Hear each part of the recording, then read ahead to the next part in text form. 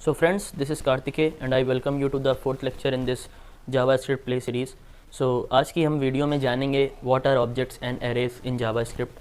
साथ ही हम ये भी समझेंगे कि objects और arrays को हम कैसे modify कर सकते हैं और ये नॉन प्रिमिटिव डेटा टाइप में क्यों कहे जाते हैं, और इसके साथ ही हम जानेंगे कितने तरीके से हम इनके साथ इनकी प्रॉपर्टीज़ के साथ ऑपरेशन परफॉर्म कर सकते हैं. So without wasting any time let's get start. So friends, as I told you in the previous lectures also कि we are using VS code editor here.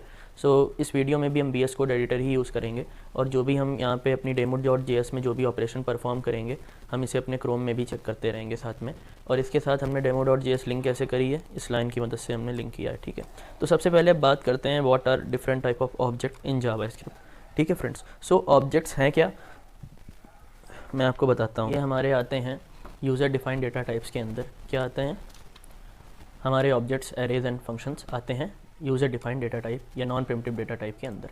ठीक है फ्रेंड्स, तो सबसे पहले हम इनमें जानेंगे ऑब्जेक्ट्स के बारे में और एरेज के बारे में.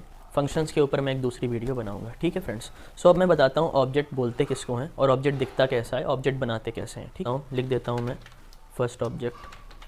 ठीक है, और ऑब्जेक्ट बनता कैसे है, आपको कर्ली ब्रेस यूज़ करने हैं. कर्ली ब्रेस के अंदर आपको कर्ली ब्रेस यूज़ करने के साथ दो इसमें जो की वैल्यू पेयर होते हैं, एक होता है की, दूसरा होता है वैल्यू. ठीक है, की वैल्यू पेयर होते हैं और हम लोग इस की वैल्यू पेयर को बोलते क्या है, प्रॉपर्टी, है ना. तो होता क्या है ऑब्जेक्ट में, object is a collection of property. मतलब ये कई सारी प्रॉपर्टीज़ यहाँ पे हो सकती हैं, बस जहाँ पर भी ये की वैल्यू पेयर ख़त्म होता है आपको इसके बाद कॉमा ज़रूर लगाना है अगर आप इसमें मल्टीपल प्रॉपर्टी रखना चाहते हैं तो. ठीक है, इस तरह. So what is the object, object is a collection of keys and value. ठीक है फ्रेंड्स, ओके. सो अब ये जो की है ये क्या होती है, बेसिकली ये जो की है हमारी ये स्ट्रिंग ही होती है हमेशा, है ना. और इसे हम कैसे लिख सकते हैं, इस तरह भी लिख सकते हैं और दूसरे तरीके से भी. सो फ्रेंड्स, अब मैं आगे बढ़ता हूँ अपने एग्जांपल की तरफ. पहले मैं 2-4 प्रॉपर्टी कम कर दूँ. ठीक है, अब मैंने एक एग्जांपल लेके रखा है, मैं आपको उसके मदद से समझाता हूँ. ठीक है, तो फ्रेंड्स ये है हमारा पर्सन ऑब्जेक्ट. ठीक है, इसमें पहली की है फर्स्ट नेम और इसमें वैल्यू मैंने डाली है एक स्ट्रिंग. जो वैल्यू होती है फ्रेंड्स, ये हमारी कोई भी प्रिमिटिव डेटा टाइप को बिलोंग कर सकती है या तो यूज़र डिफाइंड डेटा टाइप को भी बिलोंग कर सकती है ना. फॉर इंस्टेंस मैं यहाँ पे एक दूसरा ऑब्जेक्ट लेता हूँ और इसको मैं आईडी दे देता हूँ person2, है ना, और ये है हमारा person1. ठीक है, तो अब मैं क्या करता हूँ, यहाँ पे नीचे लिख देता हूँ, है ना, कि जो person2 है, ठीक है, ये हमने लिख दिया. आप कहेंगे कि भाई आपने तो यहाँ पे ना की लिखी ना वैल्यू लिखी, क्या है. तो अगर आप की और वैल्यू दोनों सेम रखना चाहते हैं तो इस केस में person2 हो जाएगी हमारी की विच इज़ अ स्ट्रिंग, और जो वैल्यू होगी इसकी वो इस ऑब्जेक्ट को रेफ़र करेगी. ठीक है, आप चाहें तो यहाँ पे इसे सेपरेट भी लिख सकते हैं लाइक दिस. ठीक है, तो person2 हमारी एक की हो गई जो कि एक स्ट्रिंग होगी और person2 बिलोंग करेगा ये ऑब्जेक्ट. ठीक है, और अगर आपको अब भी नहीं समझ आ रहा तो मैंने क्या किया है, person2 वहाँ पे एक की बनाई है, उसके अंदर मैंने इसकी वैल्यू में एक ऑब्जेक्ट पास कर दिया. ठीक है, तो दोस्तों जो की होती है वो हमेशा हमें स्ट्रिंग रखनी है ना, और आप नहीं रख सकते इसको, आप नंबर लिखेंगे तो वो एरर दे देगा. ठीक है ना फ्रेंड्स, तो आपको यहाँ पे जो की है वो हमेशा एक स्ट्रिंग ही रखनी है कोई. और ये आप ये कह सकते हैं इसको ये हमेशा स्ट्रिंग कंसीडर करता है मोस्ट ऑफ द टाइम. और ये जो वैल्यू है आपकी ये प्रिमिटिव डेटा टाइप मतलब कि कोई नंबर हो सकती है ना, जैसा आपने देखा मैंने एज में नंबर दे के रखा है, या फिर ये नॉन प्रिमिटिव टाइप हो सकती है जैसे मैंने यहाँ पे कोई ऑब्जेक्ट दे करके रखा है. साथ ही ये बूलियन वगैरह भी हो सकती है. ठीक है, तो फ्रेंड्स मैंने आपको बताया की और वैल्यू क्या होती हैं. ठीक है, और ऑब्जेक्ट किसे बोलते हैं, collection of keys and value. ठीक है, और इसे हम प्रॉपर्टी भी बोलते हैं फ्रेंड. ठीक है, पर्सन. ठीक है फ्रेंड्स, सो अब हम ये देखेंगे कि हम इसके जो पेयर्स हैं इसकी वैल्यूज़ को हम कैसे एक्सेस कर सकते हैं. तो मैं एक लॉक करके देखूँगा, लॉक करके मैं यहाँ पे लिखूँगा कि पर्सन डॉट फर्स्ट नेम. ठीक है फ्रेंड्स, सो अब मैं क्या करता हूँ, अपनी इस फाइल को ओपन कर लेता हूँ अपने क्रोम में. फ्रेंड्स इस तरह हम अपनी प्रॉपर्टी को एक्सेस कर सकते हैं. अब हम इसको मॉडिफाई करके देखते हैं, मॉडिफाई कैसे कर सकते हैं. आपको सिंपली अपने ऑब्जेक्ट का नाम लिखना है. सो फ्रेंड्स इसे मॉडिफाई करने के लिए आप सिंपली इस तरह लिखें और इसमें कोई भी नया नाम दे दें, जैसे मैंने लिख दिया अर्जुन. और अब अगर आप इसे यहाँ पे रिफ़्रेश करके देखेंगे तो अब इसका नाम बदल चुका है. ठीक है, तो फ्रेंड्स इस तरह से हम अपनी किसी भी प्रॉपर्टी को एक्सेस कर सकते हैं. कौन सी प्रॉपर्टी को, किसी भी ऑब्जेक्ट की प्रॉपर्टी को हम एक्सेस कर सकते हैं. इस तरह हम उसे मॉडिफाई कर सकते हैं. मैं यहाँ पर लिख सकता हूँ, आपने यहाँ पे इसे रीड किया है, यहाँ पे आपने इसे मॉडिफाई किया है. ठीक है, मॉडिफाई का मतलब अपडेट भी होता है. ठीक है, और अगर इसे आपको डिलीट करना है तो डिलीट करने के लिए आप क्या कर सकते हैं, सिंपली आप यहाँ पे डिलीट लिख सकते हैं. डिलीट लिखने के बाद आप पूरे ऑब्जेक्ट को भी डिलीट कर सकते हैं अगर आप चाहें तो। अगर आपको एक प्रॉपर्टी को डिलीट करनी है, मान लीजिए मुझे इसका जो है हेयर कलर डिलीट करना है, तो मैं यहाँ पे हेयर कलर डिलीट कर देता हूँ और अब मैं पूरे ऑब्जेक्ट को एक बार रीड करता हूँ कि हमको वैल्यूज़ मिल रही हैं। तो फ्रेंड्स जो हमारा ऑब्जेक्ट है इसमें क्या प्रॉपर्टी है, एज है, फर्स्ट नेम है, लास्ट नेम है, बट यहाँ पे कोई भी हमें हेयर कलर अब नहीं दिख रहा क्योंकि हमने उसको यहाँ पे डिलीट कर दिया है। ठीक है, ऑलराइट फ्रेंड्स, तो मैंने आपको बता दिया कि क्या ऑपरेशन होता है, कैसे होता है।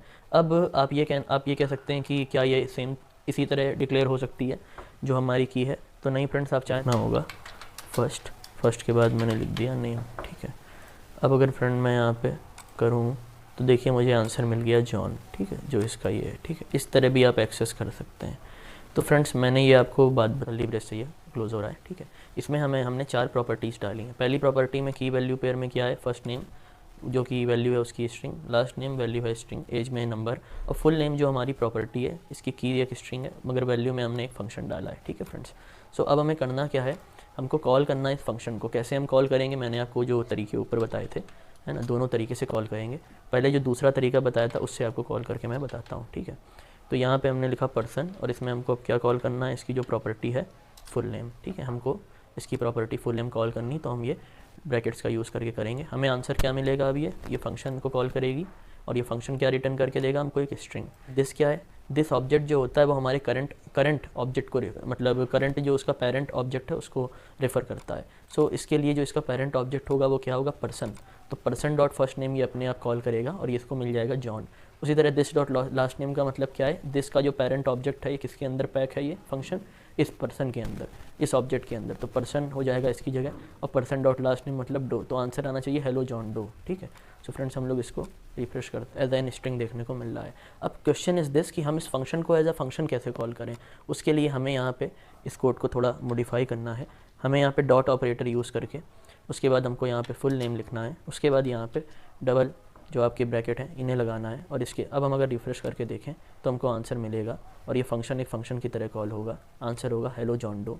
जॉन क्यों था मैंने बताया, डो क्यों मैंने बता दिया। ठीक है फ्रेंड्स, तो इस तरह हम लोग, मैंने आपको बताया जो भी CRUD ऑपरेशन है ऑब्जेक्ट पे कैसे किए जा सकते हैं। साथ ही मैंने बताया कि अगर कोई हमारा ऑब्जेक्ट है उसके अंदर कोई भी की किसी फंक्शन को कैसे स्टोर करके रख सकती है, किसी ऑब्जेक्ट को कैसे स्टोर कर सकती है, वो भी मैंने आपको बताया। ठीक है फ्रेंड्स, सो अब हम लोग आगे बढ़ते हैं और देखते हैं कुछ इंपॉर्टेंट। सो फ्रेंड्स हम चाहते हैं कि एक हमारी प्रॉपर्टी हो। ठीक है फ्रेंड्स, प्रॉपर्टी के अंदर हमारा लिखा हो फर्स्ट नेम और एक हमारी वैल्यू हो, है ना, वैल्यू के अंदर हमारा नेम लिखा हो। ठीक है, नेम था जो हमारा वो लिखा हो। तो फ्रेंड्स अब हम चाहते हैं कि यहाँ पे प्रॉपर्टी में ये प्रॉपर्टी नहीं, ये वाली प्रॉपर्टी लिख के आए और वैल्यू में ये वैल्यू लिख के आए। ठीक है, तो इसके लिए आपको क्या करना होगा, आपको यहाँ डबल ब्रैकेट लगाने होंगे, स्क्वायर ब्रैकेट, इसके अंदर आपको लिखना होगा प्रॉपर्टी और यहाँ पे वैल्यू लिखनी है आपको सिंपली, तो आप यहाँ पे वैल्यू लिखिए। ठीक है फ्रेंड्स, तो इतना लिखने के बाद कॉमा ज़रूर लगाइए। कॉमा लगाने के बाद अब हम लोग क्या करते हैं, इसको हटा देते हैं। ठीक है, यहाँ पे लॉक कर लेते हैं अपने ऑब्जेक्ट को और देखिए फ्रेंड्स हमें प्रॉपर्टी में यहाँ पे प्रॉपर्टी लिख के नहीं आया, बल्कि इसकी जो वैल्यू थी वो यहाँ पे लिख के आई फर्स्ट नेम, और वैल्यू में जो यहाँ वैल्यू थी वो मैं यहाँ पर लिख के आई वो। ठीक है, अगर हम इसको ऐसा ना करें, नॉर्मली जो यूज़ होता है स्टैंडर्ड वो हम ऐसे करेंगे, तो यहाँ पे ये प्रॉपर्टी लिख के आएगा एज अ स्ट्रिंग। ठीक है friends, not as a variable, मतलब ये आपको नहीं मिल पाएगा, फिर यहाँ पे प्रॉपर्टी लिखा मिलेगा। सो इसको हम देख लेते हैं, तो ये देखिए फ्रेंड्स यहाँ पे आपको प्रॉपर्टी लिखा मिल रहा है, मिलना चाहिए था फर्स्ट नेम। तो ये मैंने आपको जो दूसरी अप्रोच बताई थी ये भी अब आपको क्लियर है। इससे बेनिफिट क्या होता है आप देख सकते हैं, जो भी आपने प्रॉपर्टी में वैल्यू लिखी थी वो आप यहाँ पे मिल रही है आपको। ऑलराइट फ्रेंड्स, तो हमने काफ़ी कुछ जान लिया ऑब्जेक्ट्स के बारे में। Now let us move forward.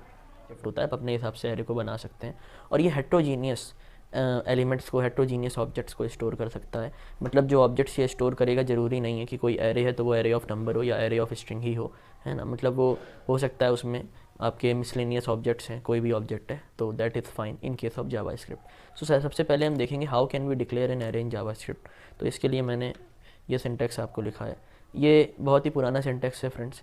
इससे है क्या, आपने एरे मतलब एरे का एक ऑब्जेक्ट बनाया न्यू कीवर्ड की मदद से, और उसको आपने इनिशियलाइज कर दिया है ये 3 तरह के एलिमेंट्स से जो कि स्ट्रिंग्स हैं। So cars will now be an array, और इसमें कौन सी स्ट्रिंग आपको देखने को मिल रही है, ये 3 है ना। तो अगर आप कार को भी प्रिंट करके देखेंगे तो आपको क्या देखने को मिलेगा, चलिए टेस्ट करते हैं, ठीक है।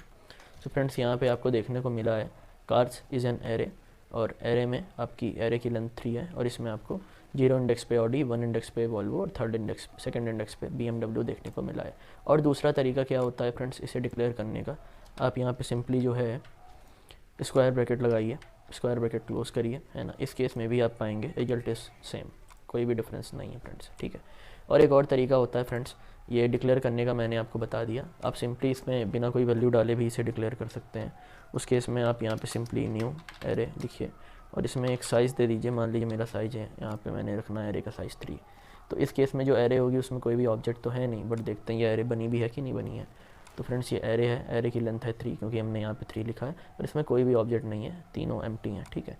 तो इस केस में जब एम्प्टी होते हैं तो होता क्या है ना कि हमारा अनडिफाइंड से तीनों चीज़ें आपके मतलब 0, 1, 2 तीनों इंडेक्स जो है उसमें भी अनडिफाइंड वैल्यू स्टोर होगी।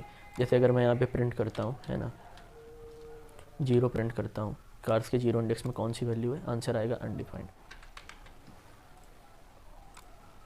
ये देखिए फ्रेंड्स, अब इस बीच क्या हुआ, बड़े ध्यान से देखिएगा।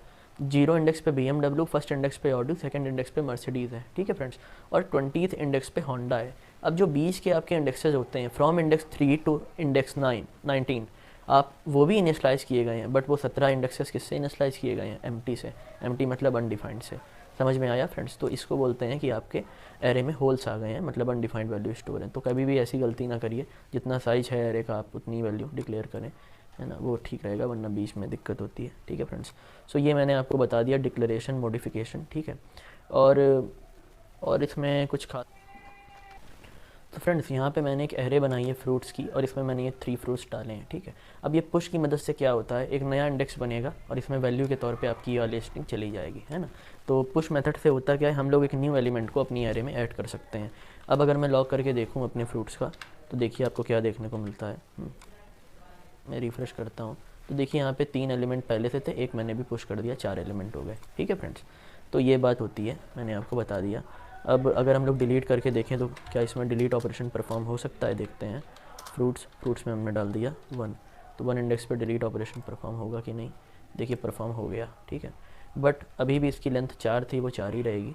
डिलीट में हुआ क्या, उसकी जो वैल्यू थी वो चली गई है। यहाँ पे ऑरेंज जो था फर्स्ट इंडेक्स पे वो हमें गायब मिल रहा है, ठीक है। और इसकी जगह एक एम्प्टी मतलब अनडिफाइंड वैल्यू चली गई है फ्रेंड्स, ठीक है। तो इसका आप ध्यान रखिएगा, है ना। और इसके साथ मैं आपको बता दूं और जो तरीके होते हैं, जैसे फ्रूट्स को अगर मैं चाहता हूँ सॉर्टेड ऑर्डर में आपको मिले, तो सॉर्ट एक फंक्शन है, वो आप फ्रूट्स के आगे लिख सकते हैं। अब अगर हम इसे चेक करें तो यहाँ पे हमें सॉर्टेड ऑर्डर में दिख रहा है, ठीक है, ABL, ठीक है, ABL मतलब ABL, ठीक। तो इस लाइन को भी मैं हटा दूँ अगर, ठीक है। अब आप देखें ये, ठीक है, आपको सॉर्टेड ऑर्डर में आपकी एरे देखने को मिल रही है। तो अब इसमें और क्या क्या ऑपरेशन आप कर सकते हैं अपनी एरे के ऊपर, इसकी आपको सिंपली अगर लेंथ निकालनी हो, आप इसमें डॉट लेंथ फंक्शन लगाइए, तो इसकी जो प्रॉपर्टी है आपकी एरे की लेंथ वाली, वो आपको रिटर्न करके दे देती है लेंथ, ठीक है फ्रेंड्स। तो friends we can also add new elements in our existing array in this way, है ना। Here we have to write the name of our array and following by the square brackets, and inside the square brackets you can write the length property, है ना। जैसे कि इस array की जो length है वो 3 है, तो यहाँ पे 3rd इंडेक्स पे आपकी वैल्यू 11 चली जाएगी, ठीक है। अब अगर आप इसकी लेंथ देखेंगे तो कितनी है, 3 पहले थी, एक अभी 4 हो गई। और 4 के साथ साथ अगर आप इसमें चेक करना चाहें कि अब आपकी नई एरे क्या बन गई है, तो आप वो भी यहाँ पे चेक कर सकते हैं। तो बनाना, ऑरेंज और एप्पल पहले से था, और इस प्रॉपर्टी से क्या हुआ, लेंथ, अब तक लेंथ 3 थी, तो 3rd इंडेक्स पे आपका लेमन आ गया, तो अब टोटल लेंथ हो गई 4, ठीक है फ्रेंड्स। तो ये भी एक नया तरीका होता है हमारे एलिमेंट को ऐड करने का एरे में। So friends, there may be some questions in your mind that in what cases you should use objects or array. So यहाँ पर मैं आपको बताना चाहूँगा कि ऑब्जेक्ट्स आपको तभी यूज़ करना चाहिए जब जो इंडेक्सेस होता है ना ऑब्जेक्ट में, वो की के फॉर्म में होता है। की और मतलब जो की होती है उन्हीं वही वहाँ पे इंडेक्स का एक तरह से काम करती है, और वो की जो है आपकी स्ट्रिंग होती है, ठीक है। तो जब आपको indexes as in the form of string रखना है तभी आप ऑब्जेक्ट यूज़ करिए, otherwise array is also a good choice, है ना। एरे में बस यही डिफरेंस होता है कि यहाँ पे जो कीज़ हैं वो आप बना नहीं सकते, ये पहले से आती हैं बनी बनाई, और वो इन द फॉर्म ऑफ नंबर आती हैं, not in the form of string, ठीक है फ्रेंड्स। बट मैं आपको बता दूँ मोस्टली ऑब्जेक्ट्स ही यूज़ होते हैं, है ना, एरे भी यूज़ होती हैं, बोथ हैव डिफरेंट फंक्शनैलिटी। मैंने आपको डिफरेंसेस बता दिए कहाँ कहाँ पे लाई करते हैं, ठीक है फ्रेंड्स। सो फ्रेंड्स, अगर आप किसी भी एरे का टाइप चेक करेंगे तो आंसर हमेशा आएगा इट इज़ एन ऑब्जेक्ट, है ना। और ये जावा स्क्रिप्ट में यही होता है कि जो टाइप ऑफ ऑपरेटर है वो मोस्टली चीज़ों को ऑब्जेक्ट ही बताता है, क्योंकि वो ऑब्जेक्ट ही है जावास्क्रिप्ट में। बट यहाँ पे कुछ अलग हमें फंक्शंस मिलते हैं जावास्क्रिप्ट में, जिसकी मदद से we can check whether that object is an array और नॉट। तो फ्रेंड्स, जो ECMAScript 5 आई थी 2009 के बाद, उसने हमें एक फंक्शन प्रोवाइड किया है एरे डॉट इज़ एरे का। इसका मीन्स क्या है कि एरे का मतलब हो गया एरे को बिलोंग करती है कि नहीं, इज़ एरे उसका फंक्शन है, और इसके अंदर हम अपनी एरे का नेम डाल सकते हैं फ्रेंड्स, ठीक है। तो अभी के लिए अगर हम इसको लॉक करके देखेंगे, है ना, इसको अगर हम लॉक करके देखें तो ये हमको बूलियन वैल्यू रिटर्न करके देगा कि अगर फ्रूट्स नाम की कोई एरे है तो ये बूलियन देगा, मतलब ट्रू, या फिर ये बूलियन देगा फॉल्स, है ना फ्रेंड्स। तो ये भी हम यहाँ पे चेक कर सकते हैं। तो क्योंकि ये फ्रूट्स नाम की एरे, तो आंसर ट्रू आ गया। फ्रूट्स की जगह अगर मैं यहाँ पे खाली कोई और नाम दे दूँ, अभी से मैं रिफ़्रेश करूँ, तो ये एरर भी आ सकती है ना, कि फ्रूट इज़ नॉट डिफाइंड, ठीक है। मान लीजिए हमने फ्रूट को डिफाइन भी कर दिया, ठीक है, फ्रूट को हमने डिफाइन कर दिया, इसको मैंने एक स्ट्रिंग दे दी, मैंने डाल दिया यहाँ पे पपाया, ठीक है। इसको मैंने रिफ्रेश किया तो यहाँ पे आंसर आया फॉल्स, यहाँ पे आंसर आया फॉल्स, क्योंकि जो फ्रूट है आपका उसका टाइप एरे का नहीं है, मतलब वो एरे को बिलोंग नहीं करता। तो फ्रेंड्स, इसी के साथ अब मैं इस वीडियो को स्टॉप करता हूँ, और आई होप कि आपको ऑब्जेक्ट्स और एरेस के बारे में काफ़ी जानकारी मिल गई होगी, और आप और भी एक्सप्लोर कर सकते हैं। अगर आपको वीडियो अच्छा लगा हो प्लीज़ लाइक करें, हमारे चैनल को सब्सक्राइब करें। डेलीकेट कोडिंग हमारे चैनल का नाम